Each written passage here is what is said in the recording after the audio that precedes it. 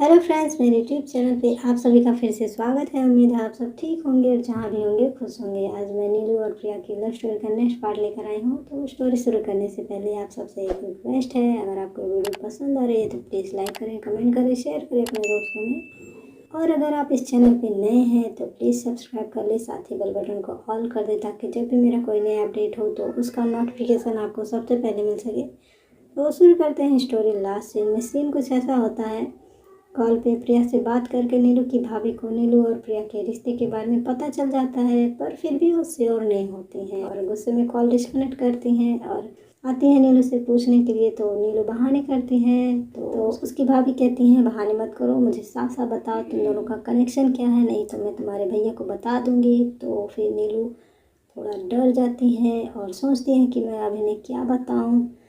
फिर सोचती हैं कि अब जब भाभी को पता चल ही गया है तो फिर छुपाने से क्या फ़ायदा, किसी न किसी दिन तो पता चलना ही था सबको, तो फिर वो दिन आज ही क्यों नहीं। फिर सोचती हैं कि यार मैं इन्हें बता दूंगी तो फिर हम दोनों को अलग कर देंगे। फिर वो खुद को संभालती है और पूरे कॉन्फिडेंस से कहती है क्या भाभी आप भी ना, प्रिया ने कुछ भी बोला और आपने मान लिया। मुझे नहीं पता उसने क्या बोला, पर फिर भी जैसा आप सोच रही हैं वैसा कुछ नहीं, हम दोनों बस अच्छे दोस्त हैं, इससे ज़्यादा कुछ नहीं। मतलब वो भाभी को फुल्ली कंफ्यूज कर देती है अपनी बातों से।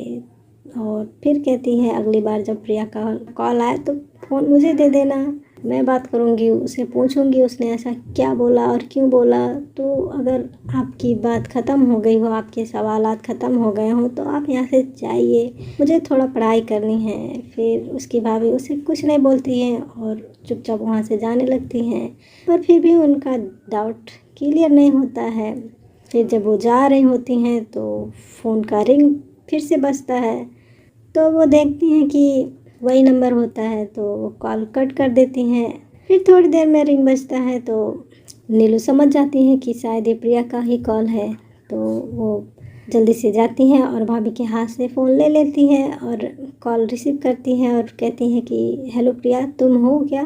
तो उधर से प्रिया बोलती है हाँ नीलू मैं ही हूँ, क्या हुआ, सब ठीक है, किसी ने कुछ कहा क्या तुमसे, और कॉल क्यों कट गया था।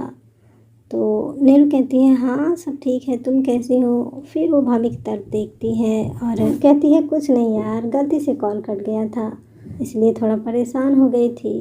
तो फिर वो भाभी से कहती हैं कि मैं बात करके आपको फ़ोन दे दूँगी। तो भाभी समझ जाती हैं कि नीलू मुझे यहाँ से जाने के लिए कह रही हैं पर बोल नहीं रही है।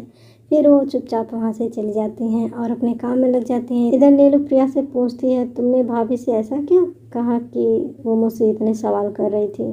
तो प्रिया उसे वो सब बातें बताती है जो उसने भाभी को बताई होती हैं। फिर वो कहती है कि उन्होंने ये भी कहा था कि तुम घर पे नहीं हो, कॉलेज गई हो, और इतना कहकर उन्होंने कॉल कट कर दिया, मेरी पूरी बात ही नहीं सुनी। तो नीलू कहती है अच्छा ठीक है तुम टेंशन ना लो, मैंने उन्हें समझा दिया है, अब वो कुछ नहीं कहेंगी। तो प्रिया कहती है यार मैं तो डर गई थी, मैं कब से यहीं खड़ी होकर सोच रही थी क्या करूँ, फिर से कॉल लगाऊं कि ना लगाऊं। पता है कितना हिम्मत जुटा के मैंने फिर से कॉल किया। फिर मतलब ऐसे ही दोनों इसी टॉपिक पे बातें करती हैं। फिर जब उनकी बात ख़त्म हो जाती है तो प्रिया कहती है अब मैं फ़ोन रखूं, शाम होने वाली है, घर भी जाना है, तुमसे बातें करने के लिए मार्केट का बहाना करके आई थी। तो नीलू कहती है अच्छा ठीक है रख दो और ध्यान से जाना। तो प्रिया कहती है अच्छा ठीक है रख रही हूँ, बाय।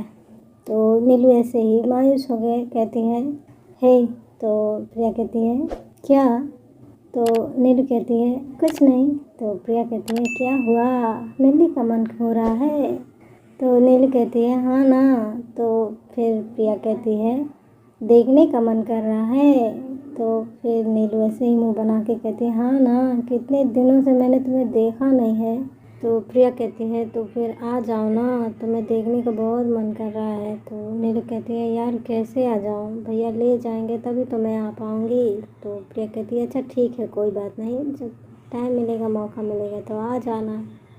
तो नीलू कहती है अच्छा ठीक है आ जाऊँगी। तो फिर प्रिया कहती है कि अच्छा अब मैं फ़ोन रखूँ, घर जाना है, लेट पहुँचूँगी तो डांट पड़ेगी ना।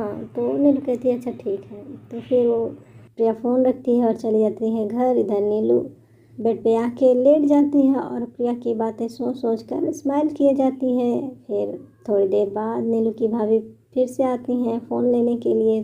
तो वो देखती हैं नीलू आँखें बंद करके स्माइलें किए जा रही होती है। तो ये देखकर नीलू की भाभी को चिंता होने लगती है उसके फ्यूचर को लेकर।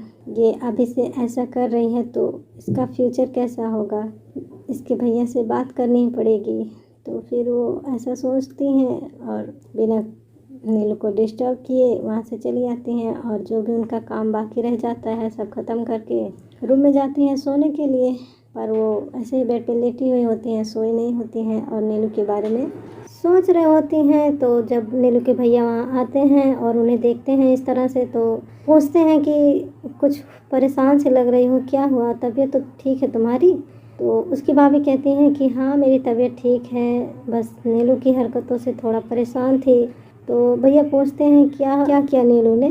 तो वह भी कहती हैं जिस तरह की वो हरकतें करती है मुझे लगता है वो किसी के प्यार में है और मुझे ये भी पता है कि वो है कौन। तो भैया कहते हैं क्या तुम भी बकवास कर रही हो, अभी तो बच्ची है, ये सब के बारे में वो क्या समझेगी। तो भाभी कहती हैं कि हाँ मैंने नोटिस किया है तभी तो मैं आपसे बता रही हूँ। तो भैया कहते हैं अच्छा तो ऐसी बात है तो जाओ उससे बात करो, पहले पूछो कंफर्म करो फिर बोलो मुझसे।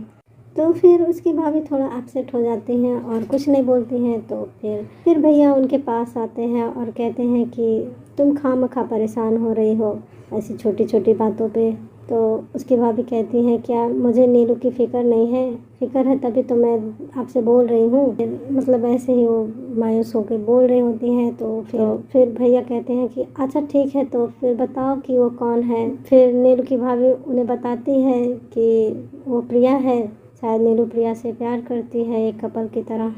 तो गाइस आज के लिए बस इतना ही। आगे की स्टोरी में क्या होगा, आखिर भाभी की बातें सुनकर भैया क्या रिएक्ट करेंगे, वो उनकी बातें सच मान लेंगे, अगर हाँ तो फिर नीलू का क्या होगा, जानने के लिए बने रहे मेरे चैनल पे। तब तक मैं आप सबको प्यारा सा सॉन्ग सुनाती हूँ। दो जिस्म दोनों की जाए तारे दो आसमां खुद को खुद ही में छुपाए कहाँ, दुनिया से हम दूर जाए कहाँ। ये अफसाना है रूह का जिस्मों से क्या मतलब हमें जाने जाना। ये अफसाना है रूह का जिस्मों से क्या मतलब हमें जाने जाना। अपने ही जिस्म से चल निकल जाए हम, तोड़ दे आईना और बदल जाए हम। अपने ही जिस्म से चल निकल जाए हम, तोड़ दे आईना और बदल जाए हम। महसूस हो पर दिखाई न दे, खुद को बना ले हवा, ना हो के भी हम रहे साथ में, हो जाए ऐसे जुदा।